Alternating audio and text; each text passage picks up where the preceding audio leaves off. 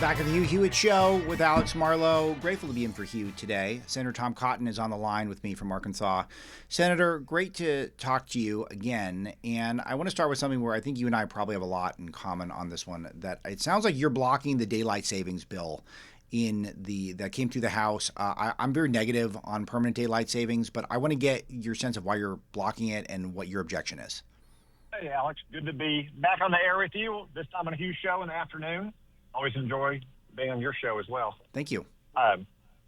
So I understand that all Americans hate changing the clock. I hate changing the clock.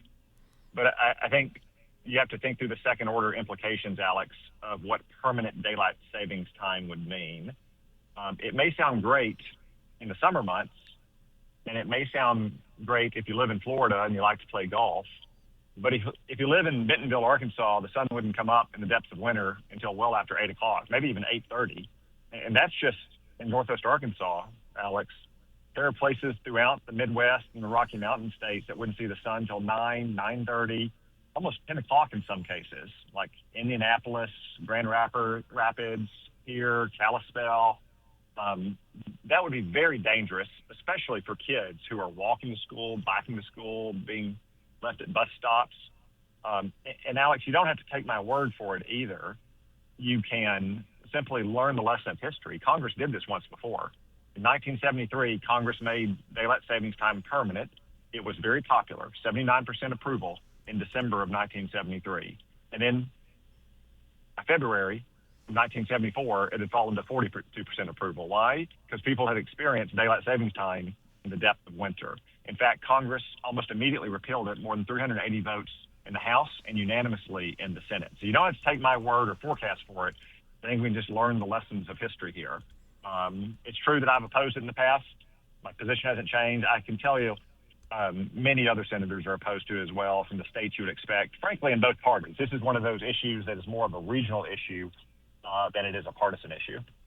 I am totally on the same page with you on that, and maybe I'll share some of my personal thoughts with the audience after you're off the air with me, Senator. But what happens to the bill now? What do you think is the future of it? Because you and I share the same rationale, but what about it getting through? No, I don't expect it to pass to the Senate, Alex. And again, I think this is one of those issues that seems attractive at first glance, and sometimes the House acts at first glance.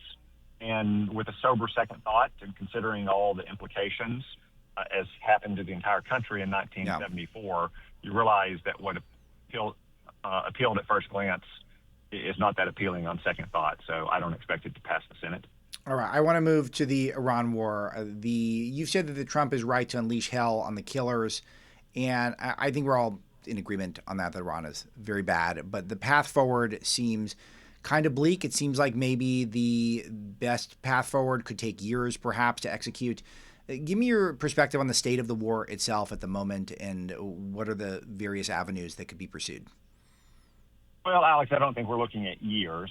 It has taken longer than was initially hoped in March.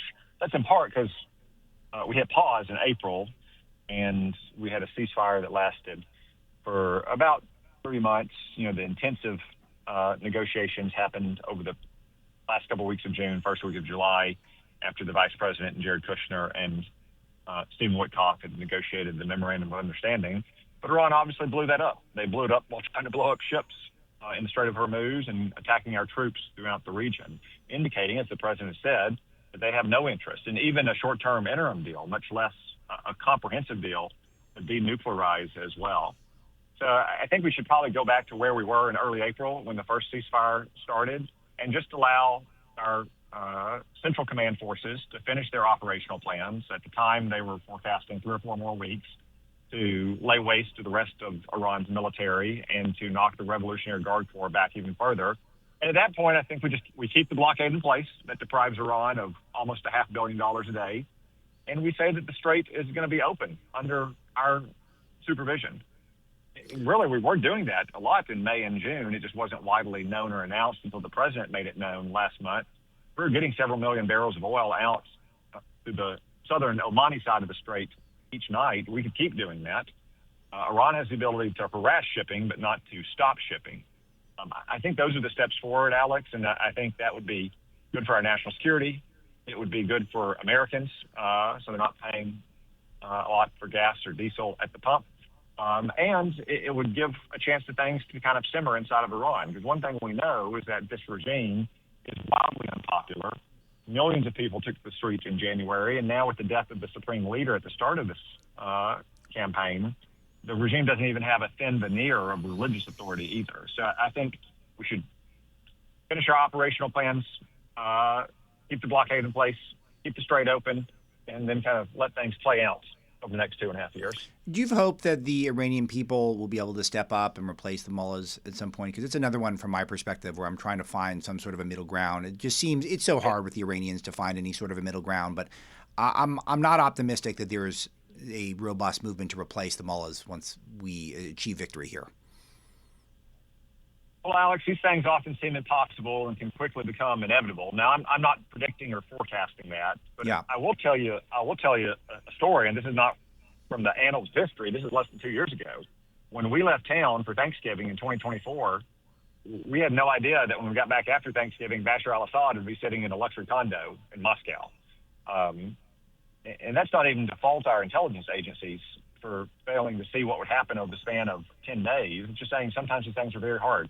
And these organic movements can spring up, and it's very hard to detect them. You saw that at the end of the Cold War as well. So again, I'm not predicting or forecasting it. I'm just saying that it's happened enough throughout history, to include recent history, that I don't think we can rule it out when a government is as unpopular as Iran's is with its own people, and those people are struggling as badly as the Iranian people are because of the gross mismanagement, greed, and corruption of Iran's rulers over the last 47 years.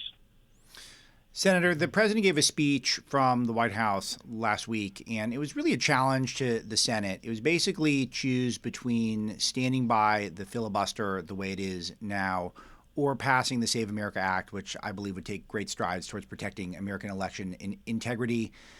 Give me your perspective on the filibuster and why it seems like you, as well as your colleagues, are pretty inclined to keep it in place versus getting the Save America Act through. And give me some nuance and some detail on your thinking on this, please. Yeah, so Alex, on the filibuster, the reality of it is that we don't have the votes to eliminate it. We're not going to have the votes to eliminate it. I've got to work with the reality of the matter, and there's nothing we can do to make senators vote a certain way. And I don't think most of the audience would want their senators to be made to vote in ways that didn't represent their states. And we do have a lot of senators who come from states that do rely on mail-in balloting. Arkansas doesn't. I don't think we should. I don't like it. But a lot of Republicans do represent states that have mail-in balloting, and their Republican parties have worked that process hard. In some cases, their campaigns have worked it hard as well. I do think we would have a majority, and perhaps a filibuster-proof majority, to pass a voter ID law. And I think that would also go a long way towards solving some of the problems with mail-in balloting. So, for instance, in Arkansas, if you want to vote as an excused absentee ballot, you also have to include a photocopy of your photo identification.